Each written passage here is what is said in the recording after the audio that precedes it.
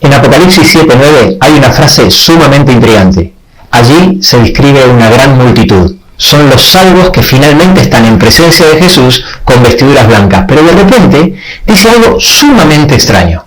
Tienen en sus manos unas hojas de palmeras. ¿Por qué tendrían en las manos unas hojas de palmera? Y más intrigante aún, de todo lo que pudiera estar ocurriendo ahí, ¿por qué es importante para nosotros explicarnos justamente ese detalle? Descubrir el motivo te hará entender muchas cosas de la Biblia en general y del Apocalipsis en particular. Comencemos.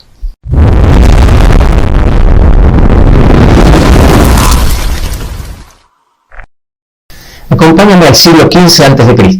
Cuando Dios libera al pueblo de Israel de la esclavitud de Egipto a través de Moisés, primero los lleva al desierto, luego frente al monte Sinaí les entrega las tablas de la ley y entonces le da instrucciones precisas de cómo construir un santuario. A partir del capítulo 25 del libro de Éxodo le dedica 15 capítulos, casi la mitad del libro, para explicar de forma minuciosa de cómo debería ser el santuario o tabernáculo, cómo debían ser sus muebles, los materiales, las fiestas, las vestiduras de los sacerdotes, etc. Era un tabernáculo portátil con sus límites muy bien marcados, dentro del cual estaba delimitado el atrio exterior y dentro de ese terreno había una tienda, el santuario propiamente dicho, que constaba de dos partes, el lugar santo y el lugar santísimo. Y en el lugar santísimo se encontraba el arca, en cuyo interior estaban las dos tablas de la ley.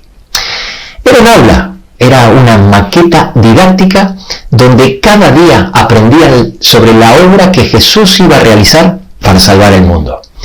Todo tenía un significado en el santuario. Los muebles, los materiales utilizados, cada fiesta que marcaba el ritmo de las celebraciones y rituales, las tareas y los sacrificios diarios que se realizaban, nada era por casualidad. Dentro del santuario había 7 muebles de diferentes materiales con una simbología muy amplia y precisa que representaban enseñanzas muy importantes sobre el plan de salvación. En el atrio exterior estaba el altar del sacrificio, que estaba hecho de madera de acacia revestido en bronce, y el lavacro, que era todo de bronce. Luego en el lugar santo estaba el candelabro de oro, era de oro puro, la mesa del pan de la proposición, que era de madera de acacia revestida en oro, y el altar del incienso, que también era de madera de acacia revestido en oro. En el lugar santísimo estaba el arca del pacto, que también era de madera de acacia revestida en oro, y por último estaba la tapa del arca con 2 querubines labrada en una sola pieza de oro puro llamada el propiciatorio. Y toda la liturgia que giraba alrededor del santuario estaba marcada por 7 fiestas anuales. En primer lugar, la primera era la Pascua.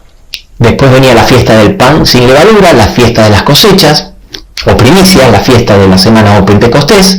Después venía la fiesta de las trompetas, el día de la expiación o el día del perdón, y por último la fiesta de las cabañas o la de los tabernáculos. A partir de ese momento, el santuario se transforma en el centro de la religión de Israel. Durante casi 5 siglos fue una tienda portátil hasta que en el siglo X a.C. el rey Salomón construye el primer templo, el famoso templo de Salomón, que no sé si sabías, pero no es otra cosa que el santuario de Moisés ampliado, más grande, pero con exactamente las mismas proporciones que el santuario de Moisés, los mismos muebles, los mismos servicios, fiestas de celebración, etc. En el siglo VI a.C., el templo de Salomón es destruido por una invasión babilónica y 70 años después es reconstruido tal como lo profetizó el profeta Jeremías 2 veces y que también lo menciona el profeta Daniel. Aquí en pantalla te dejo los versículos. Fue conocido como el segundo templo y obviamente siempre guardando las mismas proporciones de medidas que Dios le había dictado en el desierto a Moisés y por supuesto con los mismos muebles, fiestas, servicios, etc. Este último templo fue destruido en el año 70 después de Cristo por los romanos. Así que el santuario fue el lugar de culto del pueblo de Israel donde Dios le enseñó durante nada más ni nada menos que aproximadamente 1500 años el plan de salvación a través de símbolos. Te estás preguntando qué tendrá que ver todo esto con las hojas de palmera que leímos al principio en Apocalipsis 7:9. Allí vamos. Por un lado, los judíos, al no reconocer a Cristo como el Cordero de Dios, siguieron con los rituales y sacrificios. Cuando Cristo muere, Dios muestra de muchas maneras que el servicio del santuario que estaba en Jerusalén y todos los rituales de sacrificio que apuntaban a Cristo debían dejar de funcionar porque Cristo ya había sido crucificado.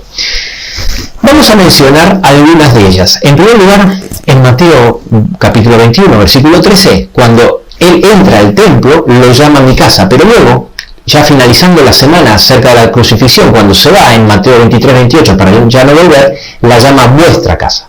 En segundo lugar, en ese mismo versículo dice, vuestra casa os es dejado desierta, haciendo referencia a que la presencia de Dios ya no estaría allí. Y luego en Mateo 27, 51, dice que el velo del templo se rasgó en dos, de arriba hacia abajo, por una mano invisible, cancelando Dios mismo la continuidad de los servicios. Y principalmente Jesús se lo deja muy en claro a sus discípulos, los cuales lo explican muchas veces y de muchas maneras, como por ejemplo cuando Pablo dice en Hebreos 7:27, Jesús murió una vez y para siempre ofreciéndose a sí mismo. Por consiguiente, el cristianismo dejó de practicar los servicios.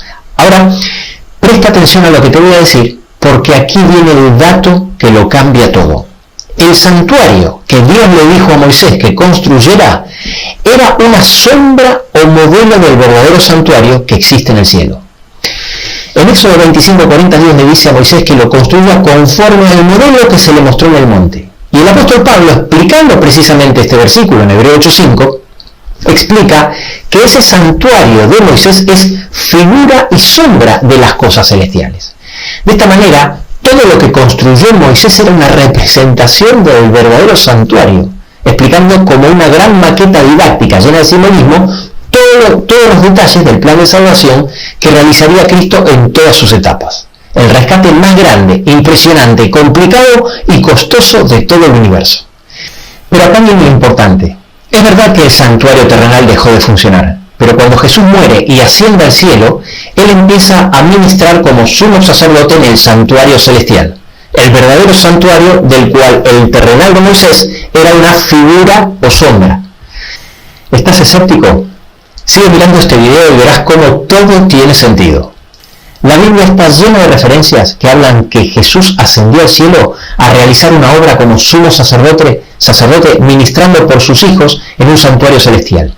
En el libro de Hebreos, capítulo 6, del 18 a 20, claramente nos dice que Jesús entró dentro del velo como sumo sacerdote. Y en Hebreos 9:11 dice que lo hizo en un tabernáculo hecho más perfecto, no hecho por manos. Lejos de olvidarse del santuario como algo del pasado en el Nuevo Testamento, se sigue mencionando al santuario y Apocalipsis no es una excepción. Tan pronto inicia el libro de Apocalipsis, que en griego significa revelación, en sus primeras 4 palabras Juan dice la revelación de Jesucristo. Y en el primer capítulo se lo muestra a Jesús caminando en el lugar santo, entre los candelabros del templo celestial. Son muchas las menciones directas e indirectas que se hacen del santuario en el Apocalipsis. En Apocalipsis 8, versículos 3 y 4, por ejemplo, hay una escena frente al altar del incienso. Y en Apocalipsis 11, 19, se menciona el arca del pacto. Por este motivo, la comprensión del santuario es, sin ninguna duda, una llave para entender el Apocalipsis y muchas otras profecías de la Biblia. Como mencioné antes, la primera fiesta del año era la Pascua. En la Pascua se sacrificaba el Cordero Pascual, un sacrificio con características muy específicas que apuntaban al sacrificio de Cristo. Ese Cordero debía ser macho, de un año, sin defecto, y Dios había dado instrucciones precisas de dónde y cuándo debía realizarse el sacrificio. Se realizaba en el primer mueble, el altar del sacrificio que estaba en el atrio exterior, que simbolizaba la tierra, por la tarde antes de la puesta del sol del 14 de Nisan. Pues bien, esta fiesta, la Pascua, y el rito del sacrificio pascual era un ensayo que se realizaba cada año durante 1500 años para anunciar la muerte de Cristo, que es representado como el verdadero Cordero de Dios que quita el pecado del mundo. Y tal como el rito lo anunciaba año tras año, Jesús murió exactamente a la misma hora y el mismo día que se realizaba el sacrificio del Cordero Pascual. Jesús fue crucificado antes de la puesta del sol del 14 de Nisan. Cuando en el santuario terrenal se sacrificaba cada día un cordero, lo importante no era la muerte del cordero, ya que esto era un símbolo. Lo verdaderamente importante es lo que ese sacrificio simbolizaba, es decir, simbolizaba a Cristo en la cruz muriendo por nuestros pecados. De la misma manera, cuando vemos en el santuario terrenal al sumo sacerdote entrando en el lugar santo y realizando actividades relacionadas con el candelabro de oro, esto no era lo realmente importante, sino lo que simbolizaba, es decir, la función de Cristo en su plan de salvación relacionada con esa escena. Por ejemplo, como la que vemos en Apocalipsis 1:13, donde nos muestra a Cristo en el lugar santo, que es donde estaba el candelero de oro. Vayamos ahora directamente a la última fiesta. Era llamada la fiesta de las cabañas o Sukkot, y era una fiesta de celebración, donde Dios había dejado bien claro que debía celebrarse con alegría y regocijo, a diferencia de otras fiestas como la fiesta del día de la expiación o Yom Kippur, que debía celebrarse con espíritu contrito. Aquí viene el detalle que quiero resaltar, donde vemos que todo encaja perfectamente. Una de las características de esa fiesta de alegría y celebración es que los participantes de la misma debían celebrarlo con ramas de palmeras en las manos, tal como lo dice en Éxodo 23:40, lo mismo que tenían en la mano los salvos de Apocalipsis 7:9. Ahora sabemos por qué en Apocalipsis los salvos tenían ramas de palmera en las manos. Nos está explicando de forma cifrada y simbólica que estarán celebrando la verdadera fiesta de los tabernáculos, la última del plan de salvación. Un simple detalle sin sentido ahora no solo cobra sentido, sino que nos ayuda a entender mucho mejor la escena. En primer lugar, podemos ver que el Apocalipsis habla mucho más del santuario y sus fiestas de lo que pensamos, ya que a veces su mención está escondida en símbolos. Por eso insisto que la comprensión del santuario es una llave para entender el Apocalipsis. Y en segundo lugar tenemos otro versículo que nos confirma que cada fiesta del santuario era un ejemplo o símbolo del ensayo del verdadero acontecimiento futuro y trascendente del plan de salvación sobre el cual Dios quería que estemos en conocimiento y expectantes. Ahora bien, si hace 2000 años Cristo, el verdadero Cordero Pascual, murió para redimirnos, realizando por fin el sacrificio que año tras año se venía celebrando simbólicamente en la primera fiesta, la Pascua, y en el cielo, cuando todo haya terminado y por fin estaremos salvos delante del trono de Dios, estaremos celebrando la séptima fiesta, la verdadera fiesta de los tabernáculos, es inevitable que nos hagamos las siguientes dos preguntas. En primer lugar, ¿cuáles serían los acontecimientos trascendentes del plan de salvación que las otras 5 fiestas simbolizan?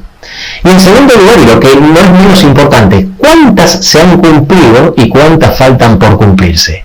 Bueno, ese será el tema de los próximos videos de esta lista de reproducción, donde estaremos desarrollando todas las etapas de este increíble plan de salvación a la luz del santuario. No te olvides de hacerle clic al botón de suscripción y a la campanita para que no te pierdas ningún video. Y recuerda que en la comprensión de estos temas podría estar en juego tu vida eterna y la de tu familia.